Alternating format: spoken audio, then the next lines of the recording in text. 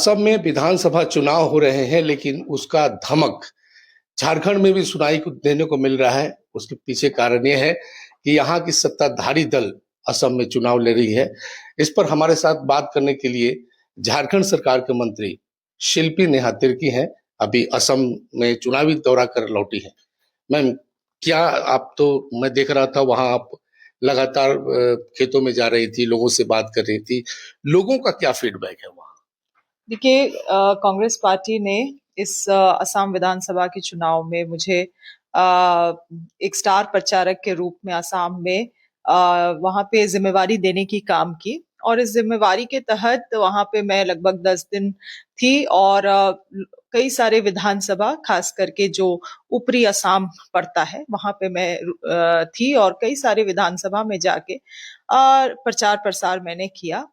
माहौल अच्छा है, इसीलिए भी क्योंकि अपर असम में अधिकतर चाय बागान के लोग बसते हैं और चाय बागान के लोग विगत 10 साल से खास करके जो बीजेपी की सरकार रही उसमें अपने आप को काफी ठगा हुआ महसूस करती है।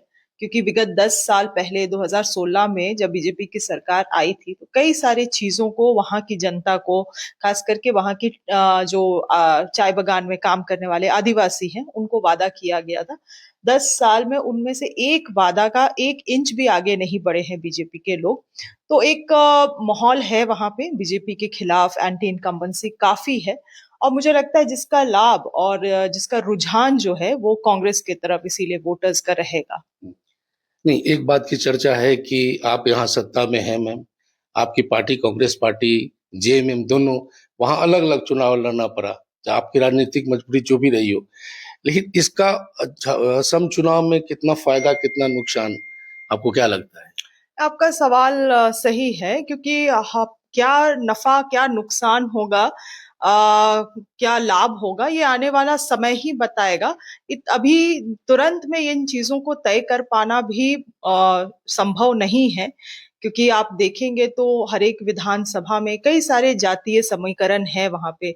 जितने अधिक तादाद में वहां पे चाय बगान के समाज वाले लोग हैं, तो उसी तरह से वहाँ के जो अहोम कम्युनिटी हैं, जिनका भी पॉपुलेशन बहुत लार्ज है, वहाँ पे उनका भी काफी बसिंदा है। साथ ही साथ वहाँ जो जिनको ट्राइबल की वहाँ सूची में इंक्लूडेड है, जो ट्राइब्स, क्योंकि वहाँ पे जो चाय बगान के लोग हैं, अहोम लोग हैं, उनको एसटी सूची में नहीं अभी तक दर्ज किया गया।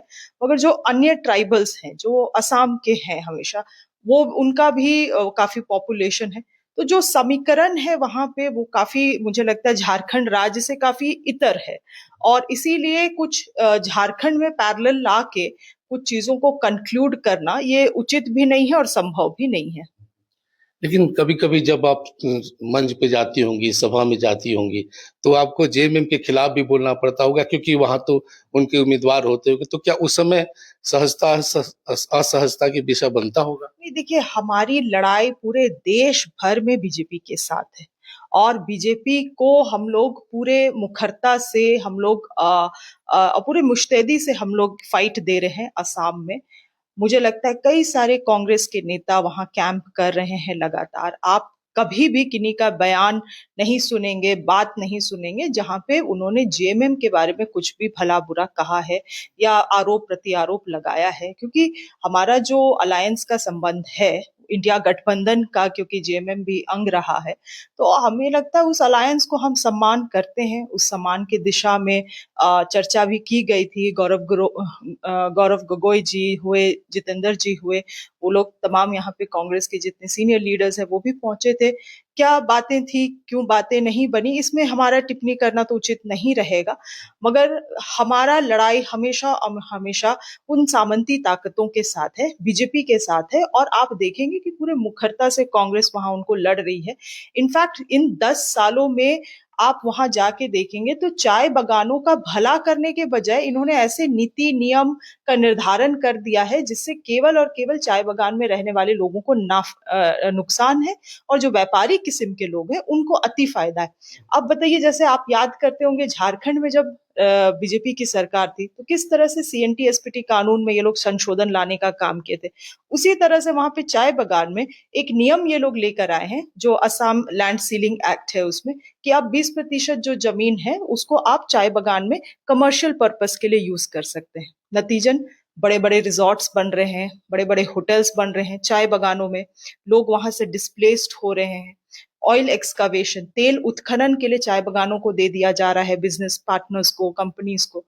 तो ये जो सामंती ताकत है, कांग्रेस हमेशा वैसी ताकतों के खिलाफ है, वैसे लोगों के साथ हमेशा खड़ी है जिनके लिए जल जंगल जमीन है। तो मुझे लगता है हमारा लड़ाई तो साफ बीजेपी के खिलाफ है।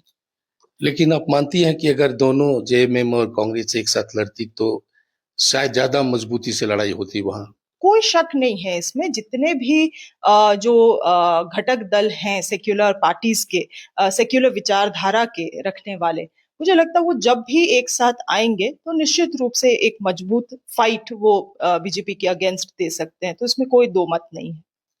अच्छा, एक अलग सवाल लेते हैं। वहां पे जो हेमंत विश्व शर्मा की धर्मपत्नी के 3-3 पासपोर्ट का मामला आ रहा है, कई जगह विदेशों में प्रॉपर्टी का मामला आ रहा है, उस उसके बारे में आप क्या कहेंगे?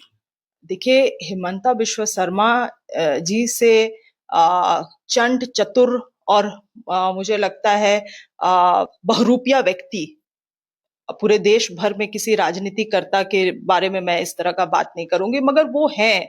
और ये मैं नहीं कहती हूँ, वहां के लोग इस बात को कहते हैं। इनफैक्ट आप जाएंगे जब असम में तो लोग बहुत मजाकिया टोन में इस बात को कहते भी हैं कि इस पूरे राज्य में विगत 10 साल में जितना मामा मामी का विकास हुआ है उतना किसी एक समुदाय का विकास नहीं हुआ है। तो ये इनका तो शुरू से, क्योंकि ये कांग्रेस में भी थे, कांग्रेस में रह के जितना इन्होंने भ्रष्टाचारी किया, और जब इनको लगा कि भाई हमें वॉशिंग मशीन में चला जाना चाहिए तब इन्होंने बीजेपी को ज्वाइन किया।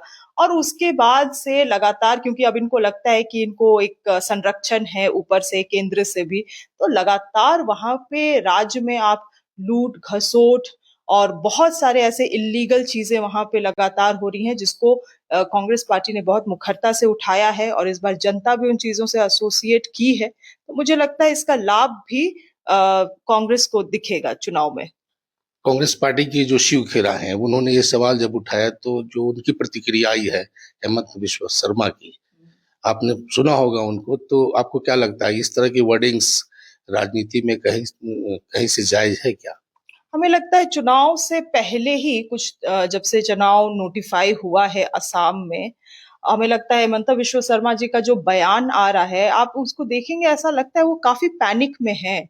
क्योंकि जिस राज्य के मुख्यमंत्री को 10 साल आपकी वहां शासन थी, उस राज्य के मुख्यमंत्री को कहना पड़ रहा है कि मुसलमानों का रीढ़ का हड्डी तोड़ देंगे, मुसलमानों को जो रिक्शे वाले हैं अगर वो मियाँ है तो उनको 5 रुपए के बजाय आप 2 रुपया दीजिए।